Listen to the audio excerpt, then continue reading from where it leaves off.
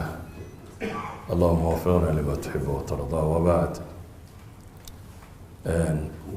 سؤال ما يدويديه رجل ما وضعتم الله بس رجل ارتست كبحايد كجرا على سكجرا هذا واي قرتي أنا كل يملي هي دتك تخصص كارتست كاله markay farsamo noqoto tumaal baan ida Axmed Ismaaciil baan macalinkoodii ahaa 1988 marka bal waxaan isku dayi doonaa wixii aan mawduuca ka gartay inaan wax ka tilmaamo markaynu nidhaahno alqiyaada qiyaadadu saaf Soomaaliga waa hoggaan علماء في عربي واحد هذا القود والسوق بين هذا حولا كحاجة هركا كحيانا وقايد كحاجة ضمك كحيانا وسوق ودريرنتي أما كحينتي القيادة أصلا معناها اللغوي جاي لي ضحي من بيتي مركا ربحان الله وهو جامي أما هو سيدي أما قد وضعنمو وقف هركعية ضد كلام مصطلح هانا أما ترمينولوجي هانا كما قد سنتها قيادة داسي هكو صاب سنة وقفكو قدرات شخصية أبور كيسال هو أبورين وحكوه قامن كرايو أما التزام أدبية ضد كلا ضمبين له هان لكن قانونيا هين أما هالنقطة سلطة ممنوحة للسيبة إنه بوس معمول شوغو أو ضد كوكوه قامن كرايو nolosha bini aadamkuna kama maaranto hogaamin waxay dhahdaan reer galbeedku hogaaminta si fiican buu u fahmay institutionska galbeedka jira bay dhahdeen hal mid ah ayaa bila hogaana halka midkeena waa ka burburay bay dhahdaan any institution galbeedka jira westernka hogaan buu leeyahay maamulka kala dambeyn buu leeyahay cid hogaan buu leeyahay hal institution qulay diideen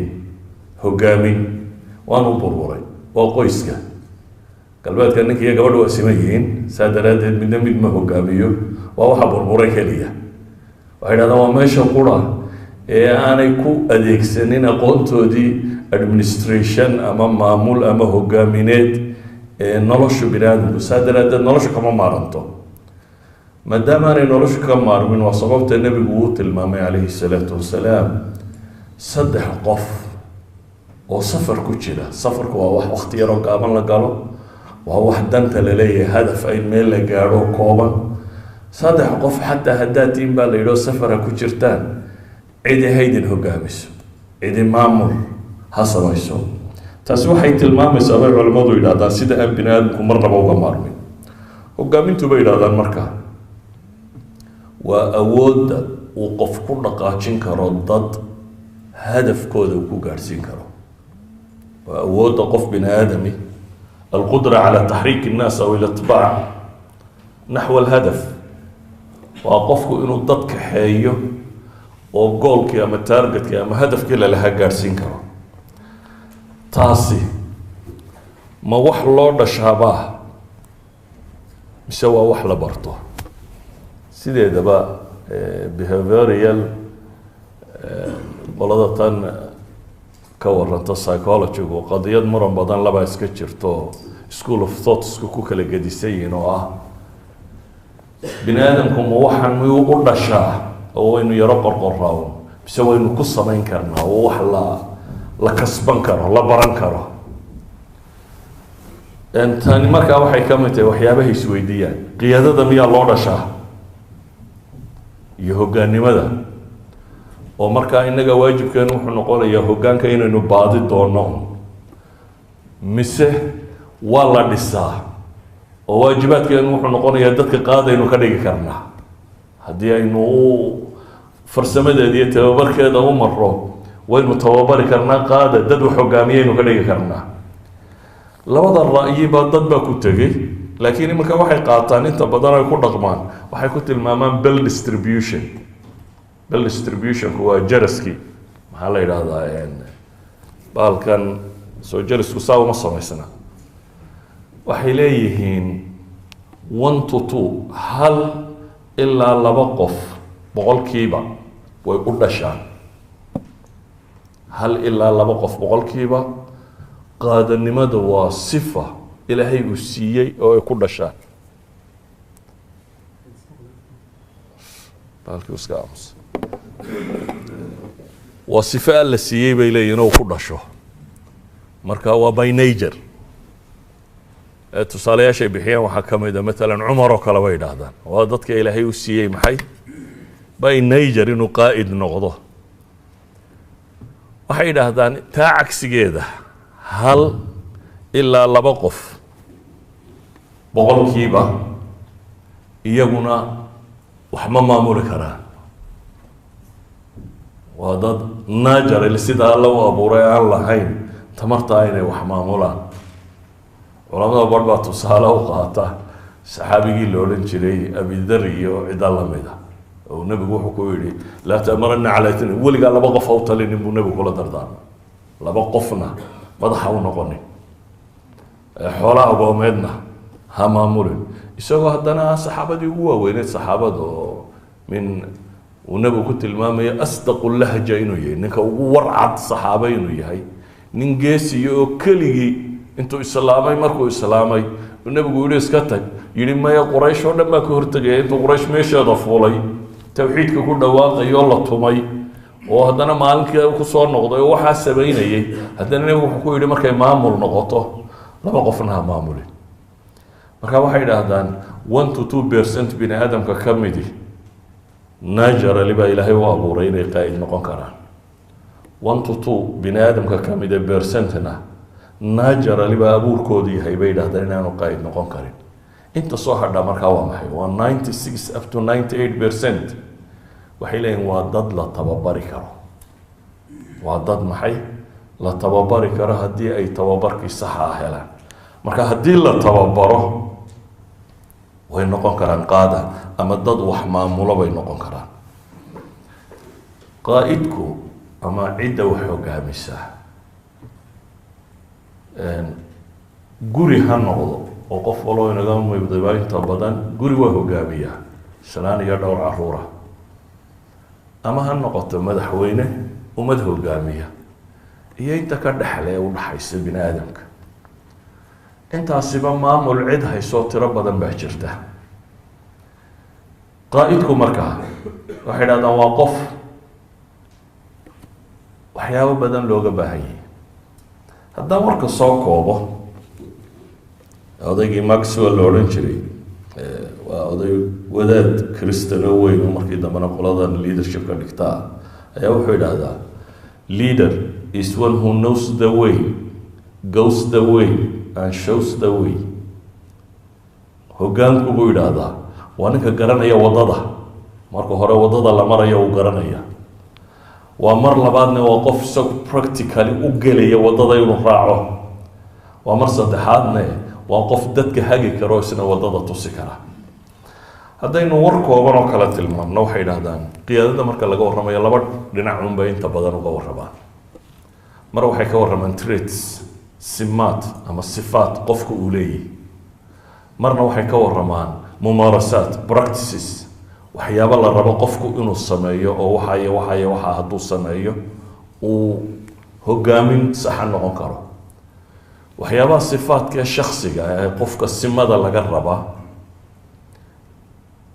dadku dhaqanka ay leeyihiin ee ilaahay ku abuuray waa la qorqori karaa bay yidhaahdaan maalan deeqsinimadu waa wax loo dhasho marka koowaad qofba by nature deeqsiya hantidu aanay wax weyn lahayna gacan furan laakiin dadka kalena waa la bari karaa bay leeyihin qofka waa la train garayn karaa ilaa ay gacantiisu ka barato maxay inuu wax bixiyo walidalik baa مثلا marka deeqda laga warramayo quraanka waxa aragteen in badan oo sakhinimo lagama warramayo walaa yaxud ala ta'am al-miskin baa laga warramayo ma dhiirigeliyo yani waa training ka qofka bini aadamka islaamka مثلا marka wax bixin laga warramayo dadka inta badan waxa madaxooda ku soo dhaca dadka wax haysta ma wax bixintu waa dhaqan laga rabo qof kasta oo muslima waxa yar baa wax laga bixiyaa عقلها wax laga bixiya aqoonta wax laga bixiya qofba waxba la siiyay kartida wax laga bixiya dadka waa la saacid yani nabigu markuu sadaqada u tilmaamay wuxuu yiri qofka faraskiisa la saarto ama sama u sheegto ama caynka u sheegto waxa soo dhaw sadaqa markuu tilmaamay it means wax bixintu maada qura maaha wax weynna maaha inaad wax weyn bixiso waxa laga yaabaa jeebkaaga ba 2 shilin inay ku jirto 2 koob shaah gooya waa inaad koob shubtaa waa wax bixin waad qof kale koob siisaa idan wax bixintu bay leeyihiin waa wax qofka bini aadamka la bari karo dhaqamada qofka bini aadamka bay dhaahayaan la bara markaa qaarna qofku naturally markuu hore 60% sida uu fiicnaa waxa ka dhiman waa 40% around 20 kale waa loogu dari karaa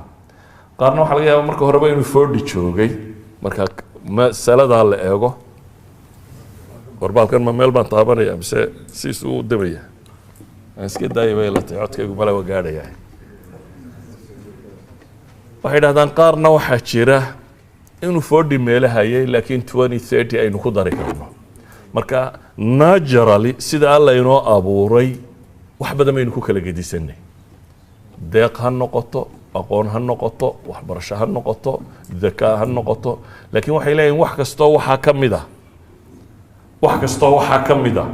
hadduu qofku training helo waa la ziyaadin karaa waa la kordhin karaa ilaa iyo laga dhigi karo qof waxaasi si fiican u garanaya haddaba marka laga warramayo hogaamintu leadership nimadu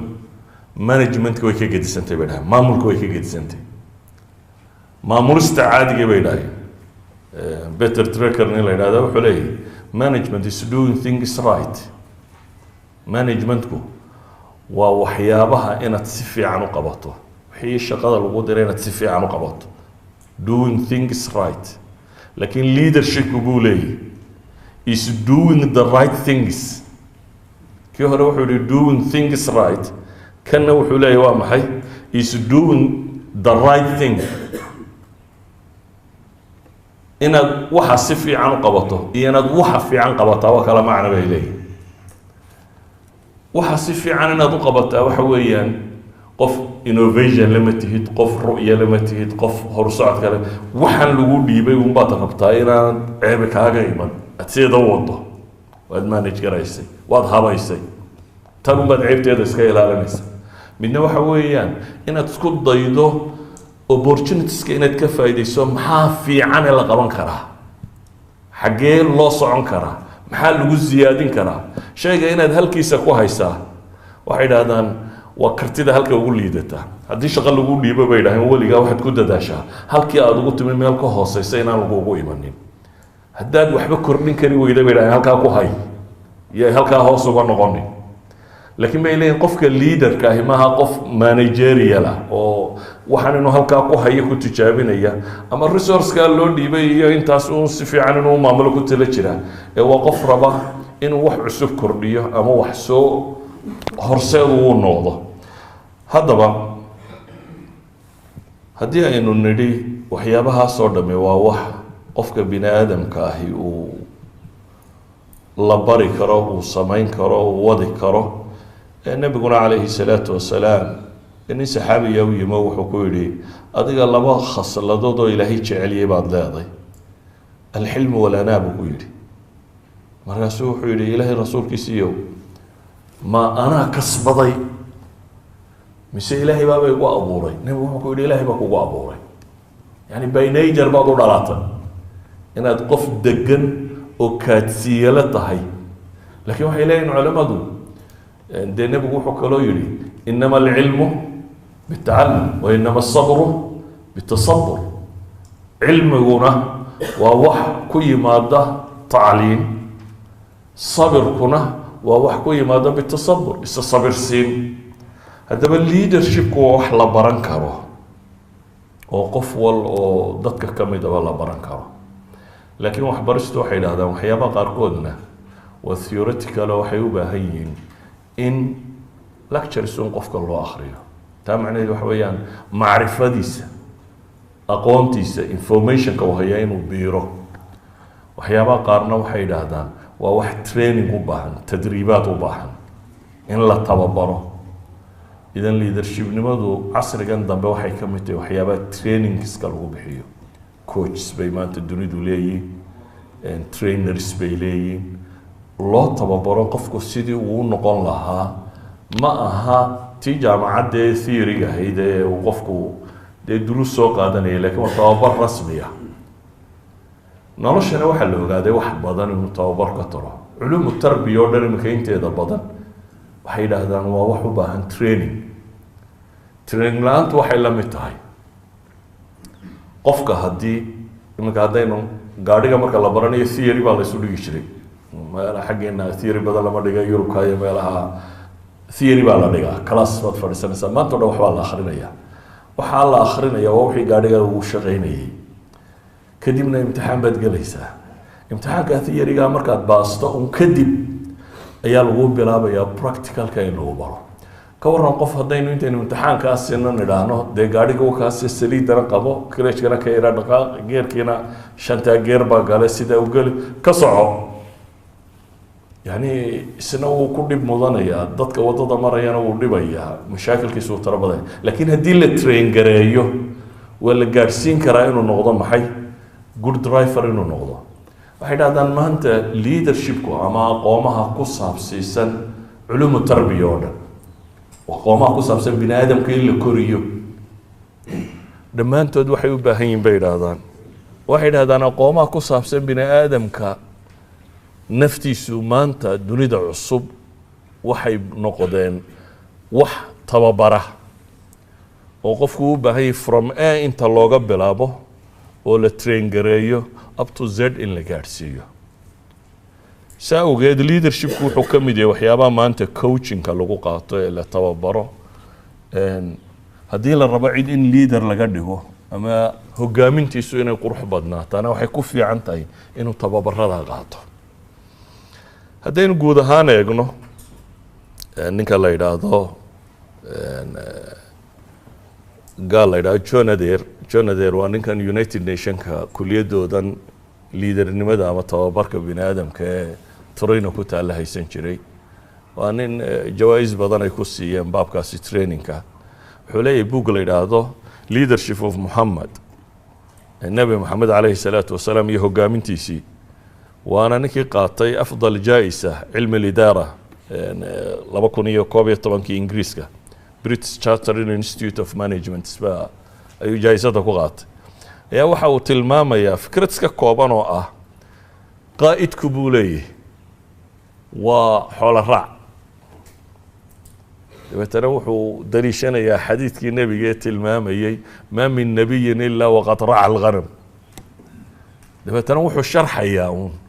ninka adhiga raaca muxuu qabtaa, ninka adhiga raaca muxuu qabtaa buu sharxayaa. ninka adhiga raaca buu leeyahay wuxuu ka fekeraa the well-being of this, sida ugu fiicane xoolihiisu ay u naaxi lahaayeen u samaysmi lahaayeen. dabeetana wuxuu ilaaliyaa buu yidhi ta jaban waa kabaa, ta gaabinaysa, ta ciddadu ku baxday, ta shinidu maxaa la yidhahaa shilintu cuntay, taa marka qofkani wuxuu ka fakerayaa buu leeyahay xoolihiisaasi dhammaantood siday u noqon lahaayeen wax fiican. liidarkuna waa saasun buu leeyahay, waa qof bulshada uu hogaaminayo ku tala jira keeda jaban inuu kabo, oo ka shilintu cuntay inuu ka gooyo, oo ka qanjaafilu ku baxeen inuu ka jaro, oo well-being inuu ka wada dhigo, sida ugu qurux badan leh inuu u wada taagaa buu tilmaamayaa buu leeyahay. kadib wuxuu tilmaamayaa uu leeyahay qaa'idka namuudijiga ah ama qaa'idka fiicani ee sidii nebi maxamed oo kale ahi buu leeyahay alayhi salaatu wasalaam waa 2 shay ama 3 shay qof kale buu yidhaha. waa qof buu yidhi isagu shakhsi ahaan mutawaadic ah, yataxallaa bitawaadic, laakiin wayaxdaa bilixtiraam buu leeyahay. tawaaduciisu maaha tawaaduc dadku ay yasaan, haddana markay dadka joogto agtoodana waa qof ay ixtiraamayaan. isaga waa mutawaadico qof isweyneynaya maaha. jaanibka kale marka la eegana waa qof la ixtiraamayo oo la weyneynayo. intaa waxa u dheer buu yidhi waa duu basiiratin wa ilhaam. wuxuu leeyahay vision iyo inspiration ama aragti iyo taxfiis inuu dadka tawjiihin karo, meesha mari karo. waxaanu u taagan yahay buu leeyahay dadka dantooda, khidmat innaas. haddii aynu sidaa ku sifayna buu leeyahy qaa'idka fiicani محمد عليه الصلاة والسلام بقى بولي قائد كي دوني دوغو فيعني صدح صفة أيولي يدبولي وصفة الراعي بوطا بولي نينك حولها الراعي أرق الراعي صفة دي سيولي بولي وحكولو لي يبولي صفة الشجاع المتواضع قف جيسنا وديرن متواضعنا والديوانية دي سيولي أرقى عربيات واستعماله عربت وكوان nin waliba wuxuu leeyahay meel naadiyo lagu shiro boqorada iyo madaxdooda iyo waxa kani meel bay samaystaan kaynta ku taalo khaymo weyno la fadhiisto dadka ay ugu yimaadaan meesha lagu shiro diiwaaniyadiisi buu leeyahay dadkoo dhan maftuux bay u tahay ma aha cid dadka inuu qori u soo galaysa maftuux bay dadkoo dhan u tahay maftuuxnimada ay tahay dad oo dhan u furantay waxay faa'iideynaysaa buu leeyahay inuu noqdo qudwa inuu noqdo qof lagu dayan karo oo ku dayashadu inay dadkoo dhan arkaan waxaad samaynaysa bay ka timaadaa buu leeyahay qodobkiisa saddexaad uu ku tilmaamayaana waa ar-ru'ya wat-tawjiih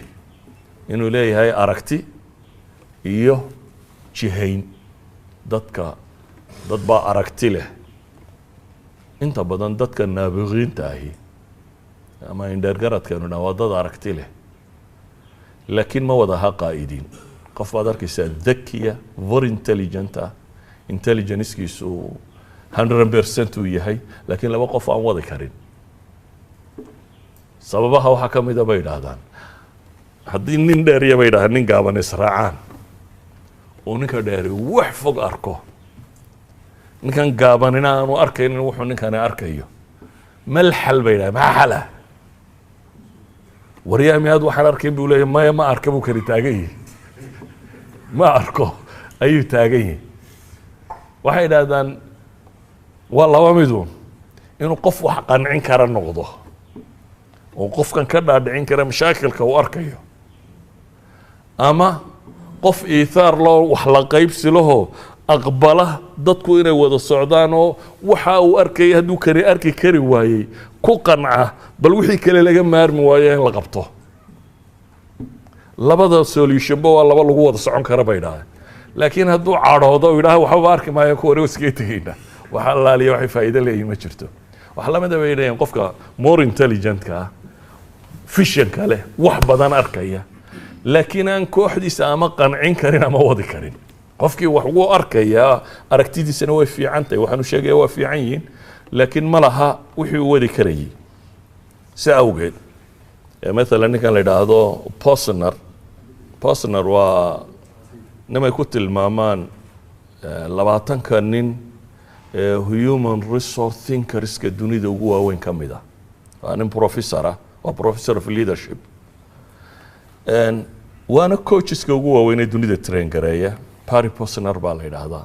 yani la yiraahdo Jimmy Cousins baa jira labada nin waxay leeyihiin buug caana buugooda dunida aad buu caan ugu yahay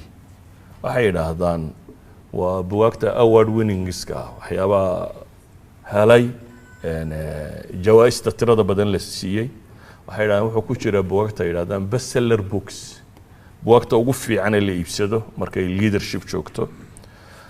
buugooda tani waa just a research waa buug marka baabkan la eego waa buugta u ah bibliska يعني واحد هنا 2 مليون كوبي laga dahbaxay yani sideedaba marka bookska laga waramayo iyo qiimeeytooda wuxuu haduu yahay wax dadka oo dhamay akhriyaan bil balaayin novelada iyo sheekooyinka iyo riwaayadaha iyo waxa markuu yahay 2 milyan wax nafle maaha marka saa loo eego laakiin waxay yiraahdaan haduu scientific books yahay مثلا book physics haduu yahay waxa la isweydiinaya dunida imso qof baa physics ka barata waa dad yar marka sidaa loo eego ama book programming ka waramaya haduu yahay dunida dadka programming ku mashquulsan intay leeyihiin haduu buugaas noqdo buug qof kasto programming ka shaqeeya uu sito waxay tilmaamaysaa inuu yahay buugta ugu qurux badan leh laakiin programmerska dunida oo dhamay hadaynu isu geeyno waxa laga yaabaa inay 2 milyan oo qof noqonayaan ama 3 milyan 4 milyan oo qof programmerska dunida oo dhamay waa dad yar marka haduu 2 milyan oo copy buuga laga daabacay macnaheedu waxa weeye waa buug aad u cajab qaba buugani waa leadership that means dadka akhriya waa dad tirsan bulsho weyntu shaqo kuma leh dad kooban baa akhrisanaya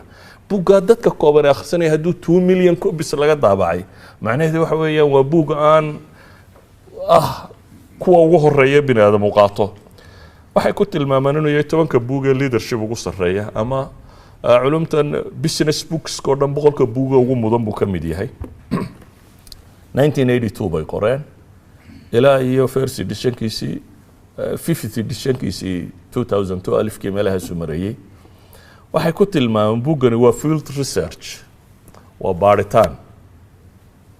dadka lagu sameeyey waxay isticmaaleen waxaana yidhaahdaan leadership practices inventory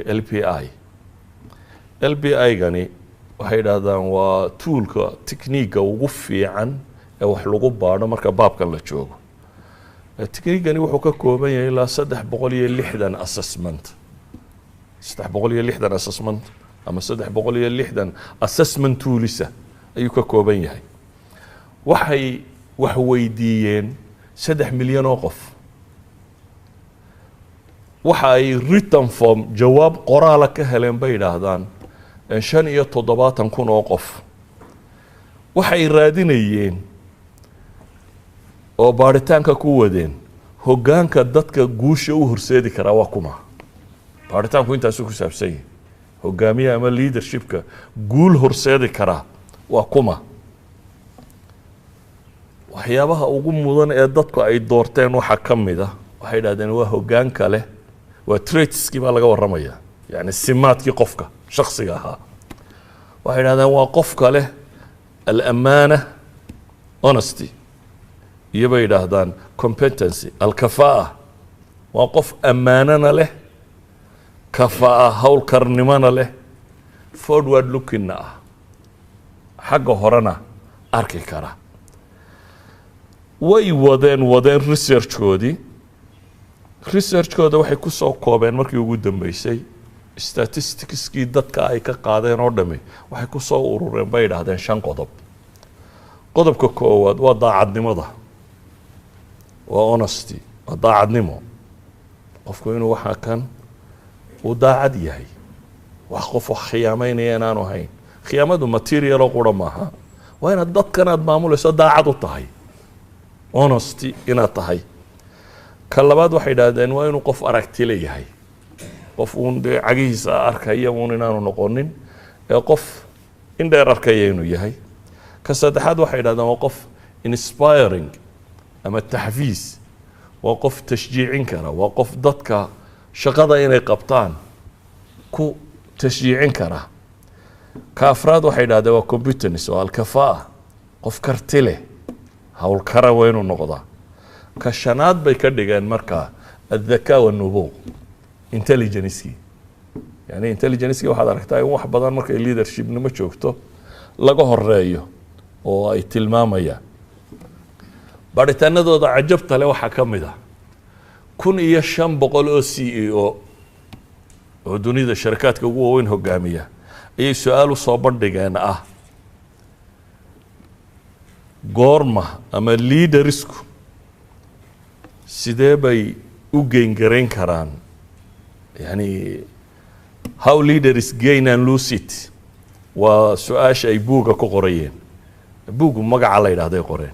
وحيلين leader كوفي عن وكيف هذا وسيو يدي عالم كورنا وحكون دو وحيكوش يجين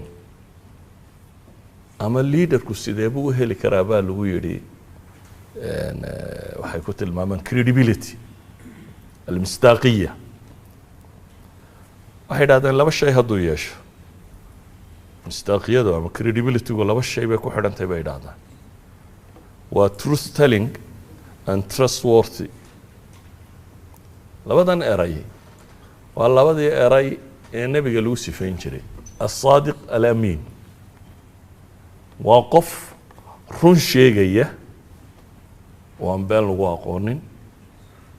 وانا قف بيلين محي امين وطاعه له طاعه حتى ترتبي الى هجاميه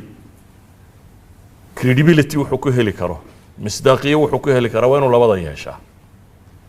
وسيادة عالم كوردن ولذلك النبي عليه الصلاة والسلام وحوت المامية saddex aakhiro ilaahay lama hadla baa la yidhi mana eego cadaab kulula way leeyihin saddexdaa la tilmaamay waxaa ka mid ah sheekh zaniya baa la yidhi nin weyn oo zinaystay dee nin dhalinyaro ah waa laga eegayay zinaya waxaase nin waayeel zinaystay waxaa kaloo la tilmaamay melig kadaab ah meligga waxaa loo jeedaa yani maamul nin dad u haya oo beenaalo ah halkay kuwan yidhaahdeen asaadiq ayaa run ah nebiguna wuxuu leeyahy aakhire kuwan ilaahayba la hadlin buu ku biiraya hadduu noqdo maxay beenaale iyo caa'il mustakbir haddaba kalsoonidu ama credibilitygu in qaa'idku uu noqdo qof la jeceliyo lagu kalsoon yahay waxay ku dhismaan un bay leeyihin labadan shay hadduu qaa'idku saadiq amiina yahay waa qof credibility buu noqonaya qur-aankana inta badan haddaad aragto dadkii ilaahay wax u dirtay malaa'ig iyo rasulba ammaana lagu sifeeyey qur-aanka markaad eegto nebiyadoo dhamme nebi waliba muxuu leeyahy innii lakum rasuulun amiin buu nebigu ula sheegayaa xataa malakul jibriil ilaahay muxuu yidhi nazala bihi ruuxul amiin baa lagu tilmaamaya mutaacin thama amiin ammaanadu asal bay ka tahay qofku inuu qof ammaano leeyahay waa asalka innaga wadanadartan waxyaabaha aadka ugu liita waxaa ka mid ah waa qadiyadda koowaad ee aan la qiimeynin markaynu leadership ka warramayno siyaasadda waxaa loo yaqaana qofba qof ka been badan yahay ama ka tuuganimo badan yahay macnaheedu waxa weya mujtamaca tuuga ayo markaynu kan ceebeynayno ma aha inaynu tuuganimada necabnay ee waa qofka qaatay baynu necabnay hadduu ku reerkiinay qaato ood iska aamusi lahay mashaakilku waxa weeyaan yani maalan nin baa maamul haya tuug buu noqday waxbuu xaday 2 guri 3 guri 4 guri buu dhistay markuu meesha gelayayna mid ma lahayn 4 guri uu dhistay inagu waxaynu odhanaynaa waa ammaanaynaa waxaa la leeyahy wallahi ninkaasi dee 2 sannadood buu shaqeeyo reerkii guri waa uga dhisay carruurtiina biilka meelay ka soo qaataan buu uga sameeyey waa ammaan mujtamacana wuxuu ka yahay qof ammaanan oo qof wax ka qabsaday kii intaa la mida shaqeeyey aan waxba ka soo qaadaninna war waa bahal nacasoo inta wasaarad loo dhiibay dhan ayaa weli carruurtiisii loo dawarayaa bay leeyihin dadminis waxa weya tuuganimadaynu isku waafaqsannay waxaynu isku haysanaa waxa weeyaan waa qofka cunaya farqa inoo dhexeeya waxa weeyaan waa kumuu noqonaya ninka waxadaya laakiin waxadidda waa wada ogolleh in wax la xado dadminis waa ummad aan lahayn markaa sifadii koowaad ama wixii koowaad aanu lahayn bay wax ku dhismayaan ama hogaaminay ku soconaysa aan jirin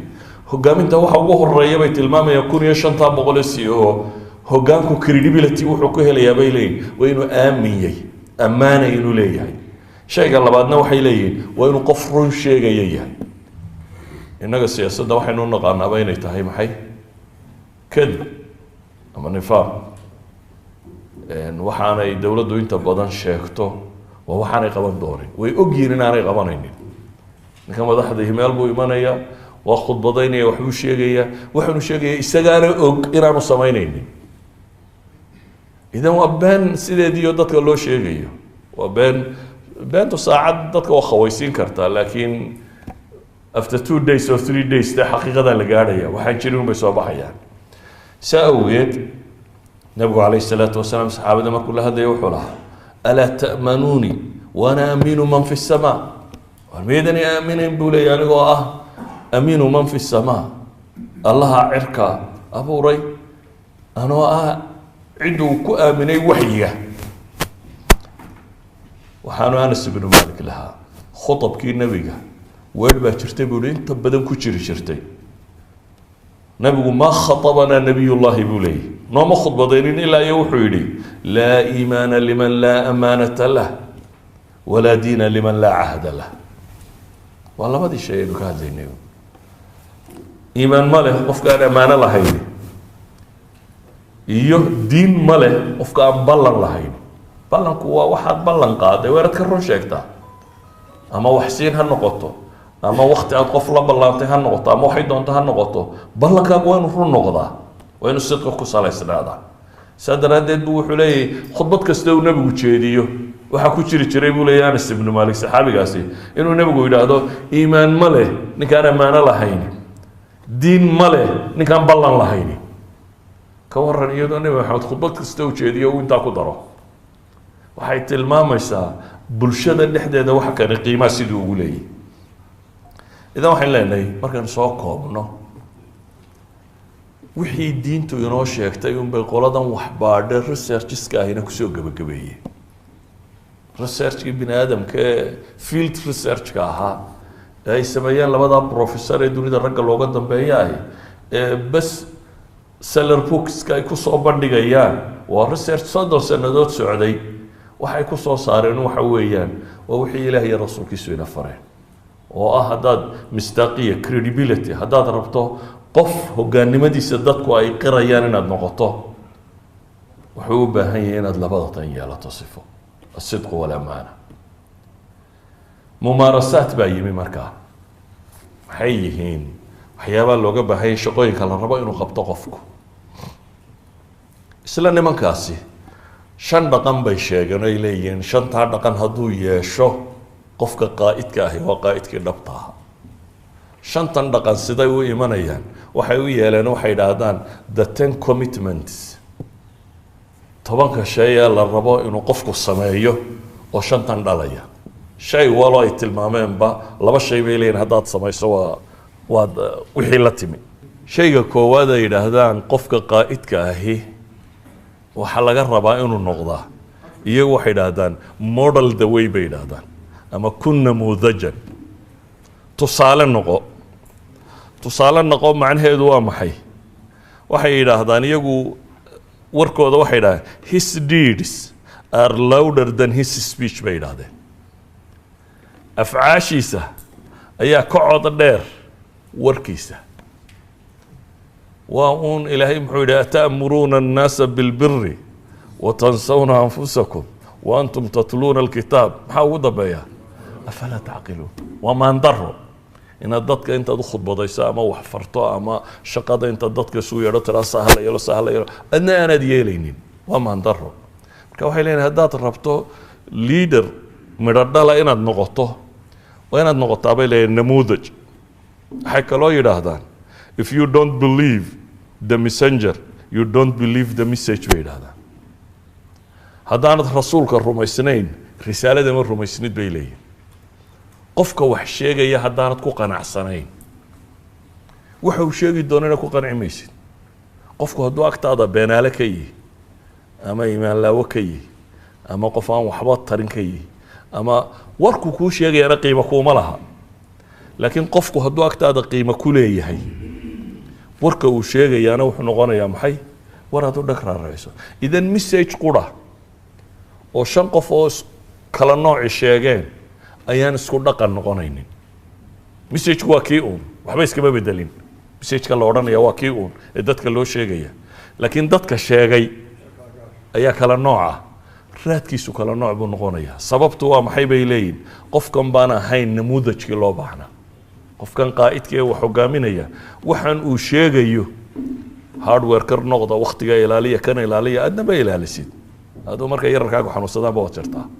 waxaanad rabtaa shaqaalo inaanu jarin ama uu soo noqdo ama ka noqdo suurtagal maaha waa inaad adigu namuudajkii noqotaa markaad adigu tusaale noqoto bay leeyihin ayay risaaladaadu gaadhayaan saa awgeed bay leeyihin qodobkani commitmentska iyagu sheegaan laba wax weeyaan bay yidhaahdeen waa maxay waa clarify values and set the example bay yidhahdaan qiyamka shaqo ama maamul ee la qabanaya waa inay qiyam cadoo dadkoo dhan wada garanayay adiguna waa inaad tusaalihii noqotaa valueska waxa la rabo ee la qabanaya wax cad waa inuu yahay valuegu dadku in la isku waafaqsanyay waa inuu ahaadaa secondna waa inaad adigu tusaalaha koowaad noqotaa markaasaad samaysay bay leeyihin kii koowaad ama shaygii koowaad nabiyullaahi moxamed calayhi salaatu wasalaam waxa uu tilmaamayaa inamaa bucistu liutamima makaarim values inaan dhammaystiraa baa laysoo diray buu leeyahy waxay yidhahdaan caqaa'idda iyo cibaadaadka iyo waxaan oo dhami nolosha adduunka marka la eego values bay dhalaan valueskii dhaqankii uu dadku ku dhaqmayay ayaa ka dhasha cibaadaadkani dhaqankaasay xoojiyaan caqaa'idatani dhaqankaasay xoojiyaan idan value baa ka yimaada qiyamkaas ayuu nebigu wuxuu leey waxaa la ii soo dirayba inaan qiyamka dhammaystiro waxaa kaloo lagu tilmaamaa nebigu inuu ahaa wax kasta uu dadka faray kii u horreeyey saxaabadu waxay idhahdeen wuxuu ahaa akharunaa shujaacatan wa akharunaa karaman wa akharunaa jawdan wa akharunaa wax kasta isagaa u horreeyey waxay dhahdeen qaa'idka dhabta ahi markaasuu noqonaya qof la rumaysto oo mistaaqiye leh oo dadku ay ilaahay baa qur-aankiisa wuxuu inoogu tilmaamaya مثلا ظلمك إلهي وحولي ورنا ظلمك اسكا ممنوعي إني حرمت الظلم على نفسي إذن كنا محي فلا تظالموا باليدي هيس ظلمنينا إلهي وحولي يا أيها الذين آمنوا لما تقولون ما لا تفعلون وحين الصمين إنهم حاولوا واقع حاول صمين استان إذا وحين لأني شيء كوات إنه بهنا وحويان هدات الربطه cidda kaa dambaysa ee aada maamulaysaa waxaad rabtay inay fuliyaan adigu marka hore tusaalihii waxaa fulin lahaa noqon qofkii loo arkaya inuu shaqada qabanayo nabi maxamed masaajidkiisii la dhisayay xataa iyadoo saxaabada wada xoog aan xooggiisa loo baahnayn ayuu muun fadhiisanay wuxuu tijaabiyey inuu isna jaajuurka iyo dhoobada wax ka guro oo heestay qaadayaan la qaado oo uu shaqada dhiiri geliyo idan waxay leeyihiin qofku waa inuu model ahaadaa markaasuu qaa'id yahay hadduu aanu se model ahayn waxaana uu sheegaya aanay agtiisa ka jirin ilaahayna qur-aanka wuxuu ina leeyahy markii ambiyada laga warramay fabihudaahu muqtadi shayga labaad ee practice-ka u baahan bay yidhaahdaan waa wajha inuu qofku leeyahay meel uu socdo weliba bay yidhaahdeen meesha loo socdaa inay tahay ru'ya mushtaraka رؤية مشتركة يعني براكتس كمان كور ربي دون هذه وقت وينوسينه لكن ميدوك سونون واحد هذا قائدكم تولسكو هيستصدح بقى وحوق بدا بيدان مامول بقى تولسكو هيستا صدح شيء بيدان صدح ذا الشيء سيدو استعماله أيا أنت بدن نتيجة كدلته صدح ذا الشيء وصدح شيء nolosheena caadi ku ah laakiin u baahan inaynu saynu u qiimeynayno qiimeyn gaar ah siino shayga koowaad waxay yidhaahdaan ee uu haystaa waa liqnaac inuu dadka qancin karo waa kala laba bay yidhahdaan qofka inaad amar siiso iyo inaad qanciso inta badan meelaha aan fikradaba laga aqbalin baa awaamirta ka socotaa الثكنات العسكرية عسكرت الله ما وقالين يفكرها ولا فكرها يعني عسكركو عقلك واحد لا مالك سدردد ولا فكرها therefore waa أوامر صبحي إنك ماشي هيستمركو يسوي تاجو ساكا شقد وعينك يا عينك وسايا سدا ساسا الغبرية عند روكرتو محين وحا وخبرنا ما جرتو أما محا وحا الله سمينا ماشي واحد هذا تولك وجو ناكسن أمام الأديك سدا أما الليدر وأديكسدا وإقناع سدرادة كون قالوا واحد هذا إنك ما ضحى ضاوها في عنه إنه كرسملي هي إنه عتكري هي إنه واحد محل وفليا وحل وفليا إنه ضدك عن عكره وردي سوينا إنه قكرت ورد ضدك جشة تصالك كوبا نبي محمد سيدو حكانوا أديكسني عليه الصلاة والسلام سوق مساجد كفردية ومجلس فردية مساجدة وصحابة الله فردية ayaa nin yaroo dhalinyari u soo galay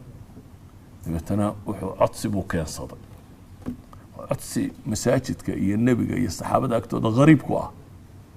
codsi buu keensaday waa maxay wuxuu waxaan rabaa anuu nin dhalinyaro baan in zinada la fasaxo buu yidhi aniga suuqgalka la ogolaado codsi abuu wataa waa la soo badheedhay oo meesha nebigu fadhiya saxaabada jooga ayuu codsigaa keenay dabeetana waa lagu qayliyo warkaadiya buu nagu yidhi warkaale soo dhawow buu ku yidhi soo dhaweey dabeetana xiwaar buu nabigu la galay wiilkan wuxuu yidhi waxaan ku weydiiyo hooyada ma la jeceshay waxaad rabto waxuu yidhi maya ilaahay rasuulkiisa hooyada in cid ka sinaysato may ma rabo markaasuu wuxuu weydiiyey walaashaa ma la jeceshay may dumarkii hareerihiisa ninkan ku xeeraa ee caarka waxay Soomaalidu taqaanaa ayuu weydiiyey eedda habar yar walaal inta dashay inta midna inay xumaato meeda sheegan suulimay suuli hadaba dumarka kalena ragun bay hooyadood iyo eedadood iyo habar yartood iyo kan yihiin markuu wiilkii la hadlay ee uu qanciyay ayuu nabigu u duceeyay hadana laabta intuu gacad ka saaro wuxuu yiri ilaahay uu dambigiisa dhaafay waa u duceeyay wiilkii dhalinyarada wuu ku qancay waxay yiraahdaan gabadh dambe isagoo eegaya lama arag uma jeedno ducada iyo warkan dambe uu nabigu u sheego waxaan uga dan leenahay wuxuu ninkani sheegay wax sharciga oo dhaga soo horjeeda wax ila aqbali karta maaha aayadka zinada ka waramaya waxay soo degeen Maka intii la joogay xuduudda تعزيرك الله مرينا يا عقابة الله مرينا مو حصام مركي دم بسودقي لكن آيات كأنها هي في سورة الإسراء ولا تقربوا الزنا هي آيات كور رمى يا وحي سودقي محي مكة زنا دوا ممنوع شريعة الإسلام قوة وحلا وذكرني هدنا لما أوراني وريا زنا دوا ممنوع وحل تشابين محي لقن عنكره وحنا أسلوبك وقفي عنه وقنعين مثلا وحيد هذان الدولة ده أمام مضحضه أما الشركات كالرقة هيستا المركة الربان إن يقنعيان أما ضدكو دي هنتي لياشها شير هولدرسكي وحكا أما الدولة ده لما كان مضحضة هاي مركة الربان إن يقنعيان بالشوينت معارض باشرو دي ضدك وحكوا أفوفي ريبك لا شرطو الله يدادو الطموح البشري هنك بني آدم ولا ببوحين كارو وحكست هداد قبطو بدك وحن بدريمي يوم انت دمان بواركا مستلنا كوبكا انت دمان بحوق موقتا واحد وناجي سوردن انت بدن ددكو ما اركاني وحي اركان محي وحيابات غلطي واحد هذان قفكا مامولكا اما مدحضاهي اما وزيركي اما مدحويني دفاع وقفي عنه والسمايا ومحي بينها دولة دي بينها وحا وقفي عنه يسكت دفاع ده ولا بشي لبدا الشيء هدي السحيين بينها هو استفاعي كرتا هديك لنا وادكتين استفاع ده وهي مرة بنادم كطموح يسمى مبوحين كرتين وحا وين اللي يسكت دفاع بينها هذان والشرعية هي والإحصائيات بين هذا وقفكو إنه ماشى تنا إنه بوبينا إنه حق له هاي شرع كويبي يعني باسك مدحوين ما باسك وزي ما إنه صفة شرعية وصامري هذا مال وضدك كبوا بيا ما كحوجين أنا هين كلا بعدنا بيدا هذان وإحصائيات وحقبت كيس ترى كوبان إنه صعبة تي دولة كورنتو سنة كان لبا كنو كيلومتر ودابان ودسني بقولوا كنو سكول بانو هجاجيني انت سان هجاجيني كما وحقبت كيبا موقنيه هذونك الشركات هايستا تلمامو ان انت برانش عصب الله فري انت waxa soo kordhay inta lacag soo kordhay koolsku siday u tiro bateen waxana say u tiro bateen percent kalku marayo ihsaayaadka markuu soo bandhigo waxa muuqanaya qofkan wax qabadkiisii waxa la mid ah qof kasta oo shaqo haya ninka idin ku hooseeya leen manka ama meesha jooga haduu tilmaamo sanadka kan 2,000 oo leen oo go'ay waan xidhay 3,000 oo leen oo cusub waan geliyay 4,000 oo leen oo cilad lahaa waan ka saaray intaas waxaad oranaysaa qofkan wax buu qabtay yani madaxaaga wuxuu keenayaa wixii uu qabto laakiin haduu subax walba si kala soo kala aanu waxba ku sheegin oo soo qabto hadhow departmentkaasi wuxuu madaxda ka sareeya ama cid ka sareeya oo ku qanciya ma jiro marka waxay yiraahdaan iqnaac hadaad rabto dawladeed shirkadeed waxa kan waxa ugu weyni waa qofku sifo sharciya inuu waxaan u qabtay oo booskan si sharciya u joogay iyo tira koob bay yiraahdaan waxa lagu sameeyo idan madaxi waxay adeegsato oo dadku qancisa bay yiraahdaan ama ay hoggaanku wuxuu wax ku maamulo saddexda shay ugu qiimaha badan bay yiraahdaan waa qancin abaalmarin iyo ciqaab inaga dhaqanka Soomaaliga ka u dambeeya u horeeya qof kasta oo qalad jabiyay waa in la ciqaabo wax kasta oo qof galo marka inaga xeerka ciqaabta madaxeena uu ku weeyay dhaqan ahaan ilaa iyo malcaamada ka soo bilow markaad ka soo bilowdo yararkaasi quraanka waxa uu nacay shil la dhacay inaga xeerka ciqaabta maxay waxa koowaad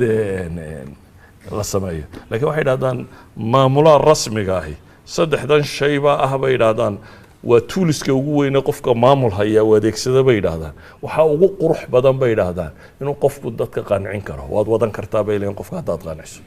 waxaa ku xiga bay yidhahdaan qofku inaad maxay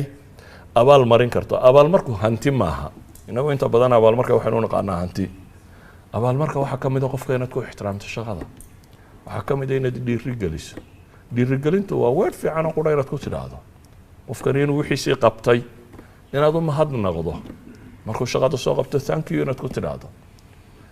yani waa tashjiic waa abaalmarin ilmahaaga yari inagu waxaynu u naqaanaa maxay dhahaan laa shukra cala alwaajib waa qaldantahay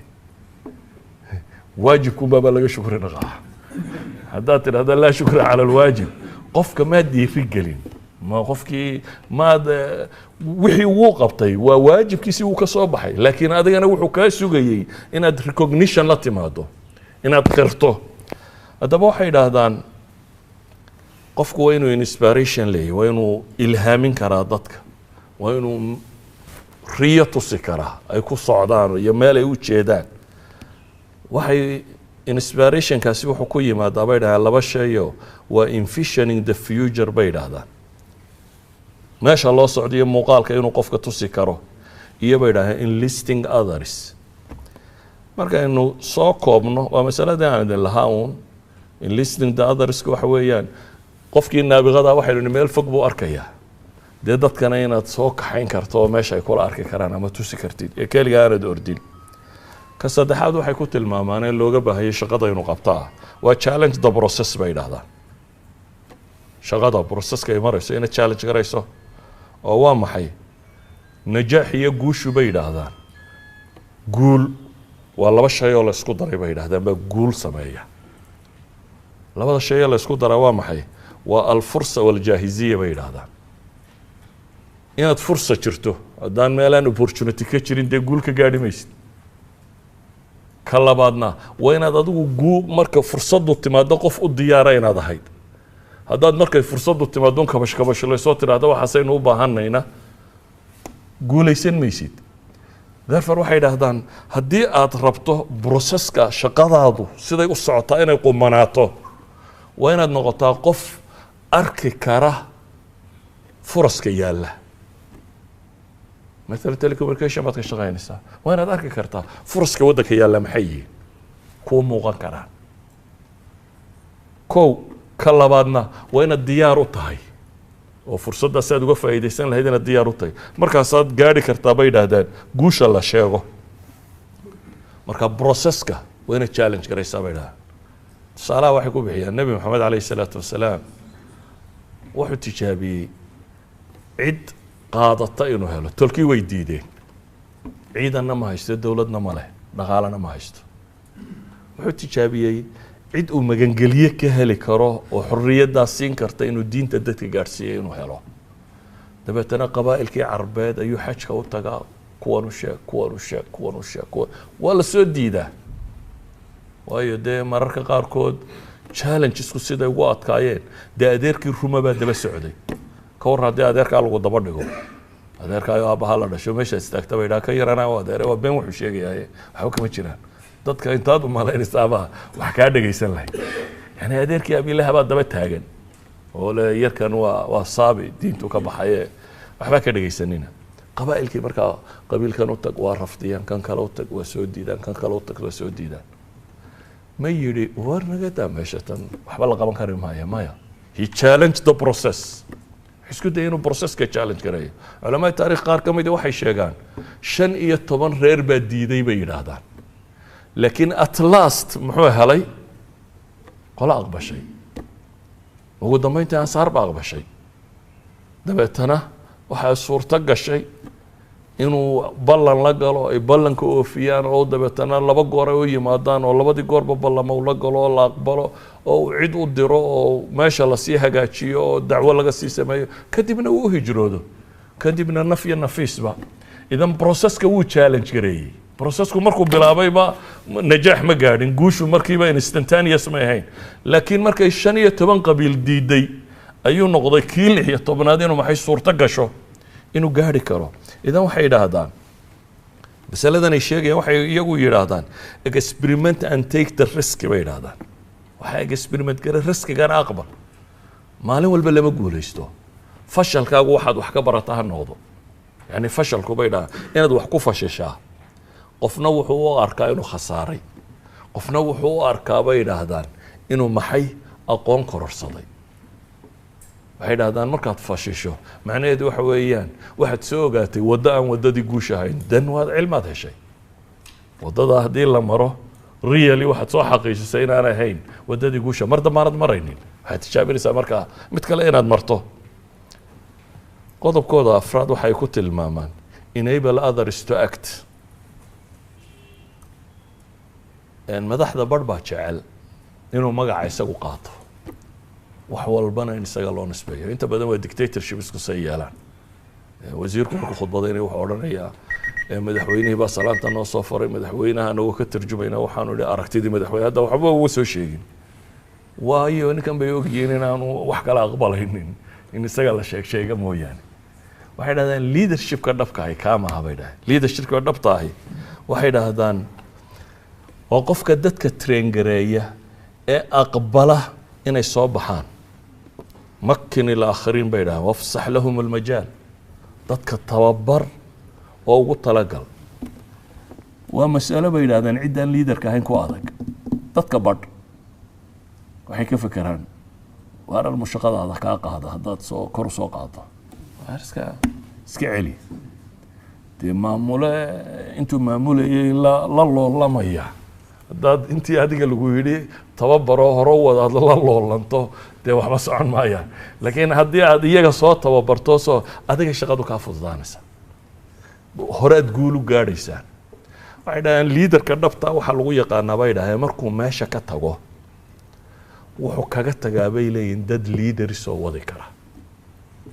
ninkaan liidarka ahayna waxaa lagu gartaa bay dhaheen markuu meesha ka tago arday isku wareegtuun buu ka tagaa cidaan garanaynin meel loo socdo maalan waxay dhaheen nebi moxamed calayhi salaatu wasalaam waxyaabaha liidarnimadiisa dunidu ay maanta u ictiraafsantay waxaa ka mida bay idhaahdeen dad aan aqoon lahayn meel aan philosophy oolin dhaqan oolin luqa oolin yacni wax la bartay jirin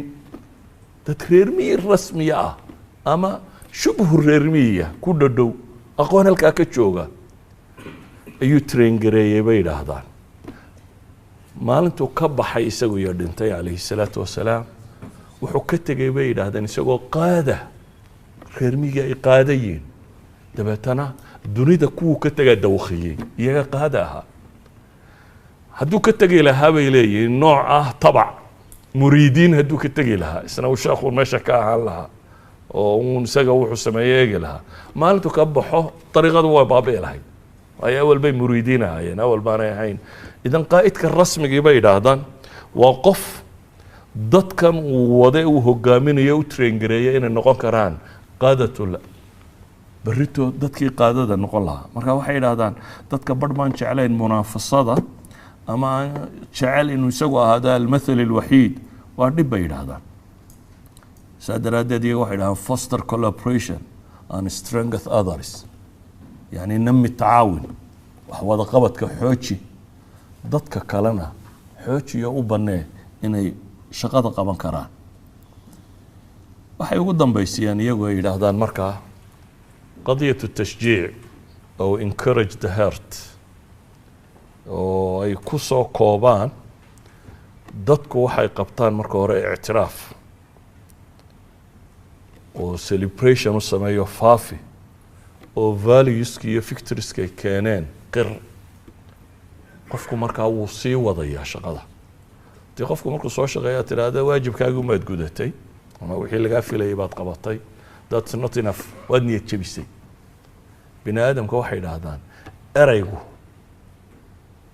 meel fiican buu kaga dhacaa marar badan baan maadadu gaadhin bay idhaahdaan meeshuu eraygu gaadho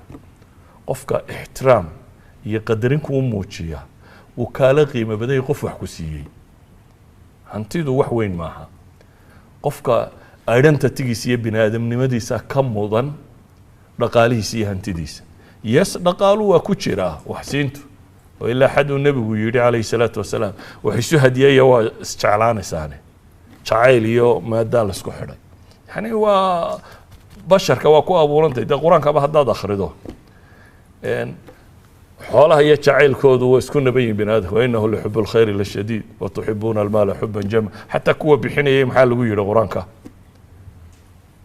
وحي بحين ينبال يدي محي على حبه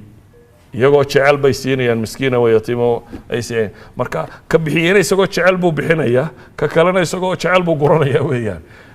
idan waa kamid laakiin waxaan leenahay iyadoo qura maaha qofka in la ixtiraamo oo wax qabadkiisa la faafiyo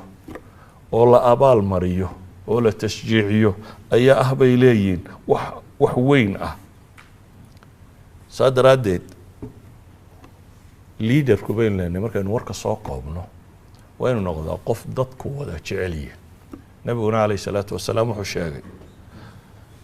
war xulkiina ama mudankiina ma idin sheegaa banoobar ala akhbirukum bi khiyari amwaraikum wa shirarihim madaxdiina iyo maamulkiina kuwa ugu fiican ee xulka ah iyo kuwa ugu sharka badan lama idin sheegaa banoobar alayhi salaatu wasalaam haaba la yiri wuxuu kuwa ugu fiican waa kuwa idinkuna jeceshiin iyaguna idin jecel kuwa ugu sharka badan nibu nabigu waa kuwa iyaguna idin nacab idina soo habartaan nacabtiin hadduu ninka madaxdii noqdo nin markuu maqan yahay la xanto oo meesha oo dhamay ku faraxda maqnaashiisa kulay habaar buu ahaye haynaga maqnaado hadduu noqdo waa dhib cagsiga hadduu ninka madaxda ahay markuu maqan yahay ama nin qof la taba uu noqdo oo la yiraahdo wallahi waa ninkii way naga maqayaan shaqada maanta iska geejino oo loo arkayo qof ay ixtiraam u hayeen qof aan ay ceeb la rabin maqnaanshihiisa ay u arkayaan in iyagu buuxin karayaanna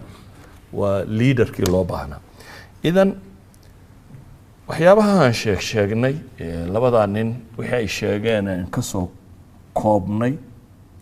ama ha noqoto traitiska oo simaadka qofka laga rabaa ama ha noqoto akhlaaqiyaadka ama dhaqamada ama practiceska ama afcaasha la rabo inuu qofka leaderkii qabto ha noqotee wuxuuba waa intii ilaahay kitaabkiisa ku sheegay ama sunnada nabiga calayhi salaatu wasalaam ku sheegay waayo waxay yidhaahdaan qaa'idka dunida ugu xoog badan ee soo maray xataa gaal waxay leeyihin waa nebi maxamed calayhi salaatu wasalaam ma nebinimada ay qiimeynayaan maya iyagu waxay qiimeynayaan outcome-ka waxay leeyihiin wuxuu haystay wixii ugu yaraa resource-kii ugu yaraa buu haystay bay leeyihiin waxaanu dhaliyey bay leeyihiin wixii ugu weynaaye bini aadam uu dhalin karo qofku haddii de inaga project balaan markaad lagu yidhaahdo waxaa soo qabo project balaan baad samaysataa aad ka waranto kow resourceskaad u baahantay waxaasaan u baahno kaasaan u baahno waqti intaa lago dad intaa lago shaqo intaa lago xoog intaa lago intaa marka lagu siiyo ayaa haddana wagash tahay talo muu fuli doonaa projectkii mise ma fuli doono ma sax noqon doona mala nabi maxamed intaa midna ma haysan meel cidla ah oo quraysh joogto oo diilaawayaal joogaan oo mabda aanay rumaysnayn la rabo inuu ka dhaadhiciyo ku hogaamiyo waanu dhaqaalo haysan oo ciidan u haysan buu ayuu ka bilaabay idan waxay yidhaahdaan resource gacantiisa kuma jiraan waxyigaas iyo tusaalaha allah hayniya alla subxaana wa tacaala gargaarkiisa waxaanu dhaliyey bay yidhaahdaan isbedelada dunida ka dhacay isbedeladii ugu weynaa marka iyagu gaaladu waxay qiimeynayeen qofkani wixii uu haystay practicalka iyagu ay arkayeen iyo natiijadii ka dhalatay markay isu qiimeeyeen waxay tilmaamayeen inuu yahay good leader haddaba leadernimada oo dhamme markaan soo koobno waa inuu qofku noqdo asaadiq alamiin taas buu ku helayaa kalsoonida dadkiisa ama credibility-ga uu ku helaya practice-kan ay sheegayaan haddii uu sameeyana wuxuu noqonayaa inay bulshadu hore u socoto laakiin waxaan akhriyay waa theory waa nadariyaadkii waxaa ka quman in tadriib lagu helo kuwaasi waxaynu sheegnay system loo tababaro basharku buu leeyahay oo loo gaadhsiin karo qaabkaasi in la helo iyadoo tababara ayaa waxay ka muhiimsantahay in la helo iyadoo lecture hadda waxa aynu dhignay wuxuu la mid noqonayaa theory-gii darawalnimada marka la dhigayo la sharxi jiray waa laga yaabaa haddii la idin imtixaamo inaa intii qorqortaan oo guulaysataan laakiin practically ma fulin doontaan waxay u baahan tahay in gaadhiga laydin baray sida loo wado iyo inaan laydin baray. wasala allahu calaa maxamedin wacala alihi wasaxbi wasalam walxamdu lilahi rabbi alcaalamiin.